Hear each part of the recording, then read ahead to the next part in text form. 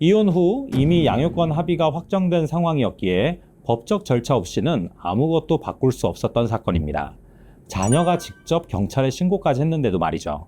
제가 변호사로서 이 사건을 어떻게 풀어갔는지 끝까지 확인해 보시기 바랍니다.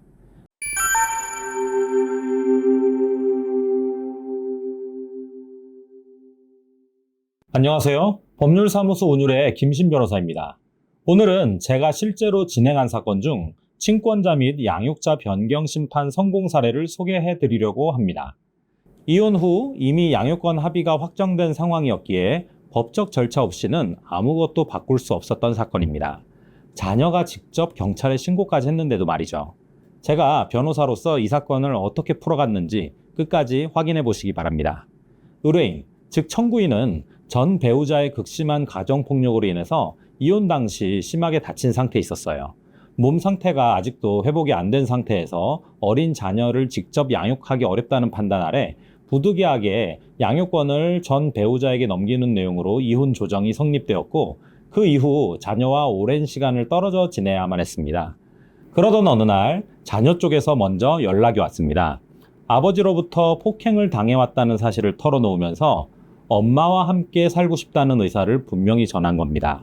자녀는 스스로 경찰서를 찾아가 신고했고, 수사기관은 아동학대 혐의로 수사를 개시했어요. 법원으로부터는 아버지에 대한 접근 금지 명령이 내려졌고, 청구인은 임시후견인으로 지정되었습니다. 당시 중학교에 재학 중이던 자녀는 아버지의 일방적인 의사결정과 전학 통보 속에서 자신의 의사가 전혀 반영되지 않는 생활을 오랫동안 견뎌온 상황이었습니다. 이에 청구인은 친권자 및 양육자 변경 심판을 청구하기에 이르렀던 것입니다. 이 사건에서 제가 집중한 쟁점은 바로 두 가지입니다. 첫 번째는 사정 변경의 입증입니다.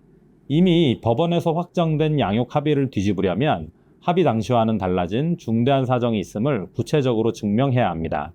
단순히 상황이 바뀌었다는 주장만으로는 부족하죠. 두 번째는 자녀의 복리와 의사를 법원이 실질적으로 반영하도록 구성하는 것이었습니다. 자녀가 원하는 마음이 있다고 해서 그것이 자동으로 판결에 반영되지는 않습니다. 그 의사가 법원이 받아들일 수 있는 방식으로 정리되어야 합니다. 저는 먼저 자녀가 직접 신고에 이르게 된 경위를 체계적으로 정리했습니다. 오랜 기간 폭행을 감내해온 사실, 아버지가 자녀의 의사를 무시하고 이사와 전학을 일방적으로 강행하려 했던 점, 그리고 자녀가 스스로 경찰서를 찾아가 신고하기까지의 과정을 구체적인 사실관계로 구성하여 서면으로 제출했습니다. 자녀가 진술한 피해 내용은 상해 진단서, 당시 상해 사진, 임시조치 결정문 등 객관적인 증거와 함께 정리했습니다. 수사기관의 조치와 법원의 임시결정이 이미 해당 피해 사실을 전제로 내려진 것임을 강조하며 피해의 실제성을 뒷받침했어요. 아울러 자녀의 나이와 성숙도를 고려할 때 자녀 본인의 의사가 양육자 변경 판단에 실질적으로 반영되어야 한다는 점을 법리적으로 주장했고, 청구인이 현재 자녀를 안정적으로 양육할 수 있는 환경을 갖추고 있음도 함께 소명했습니다.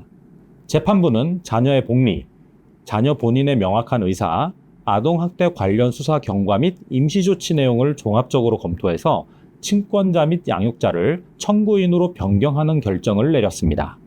자녀는 마침내 엄마와 함께 생활할 수 있게 되었고, 전 배우자는 양육비 지급 의무도 함께 인정되었습니다. 양육권 변경은 감정만으로 움직이지 않습니다. 법원은 양육을 원하는 마음이 아니라 왜 양육자 변경이 객관적으로 필요한지에 대한 입증된 사실과 자녀의 복리를 기준으로 판단하기 때문이죠.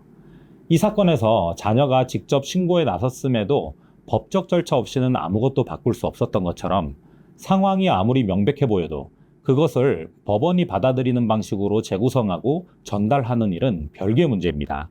이미 확정된 합의를 뒤집어야 하는 상황이라면 더욱 그렇죠. 의뢰인은 친권 양육권 변경 확정 판결 후 양육비도 정리해드려서 자녀가 성년이 될 때까지 전 배우자가 보내는 양육비를 매월 받게 되셨습니다. 상대방이 양육비 지급을 제대로 이행하지 않는다면 바로 연락달라고 당부도 드려놨고요. 양육비를 지급하지 않으면 어떻게 되는지는 차후 영상에서 한번 다뤄보려고 합니다.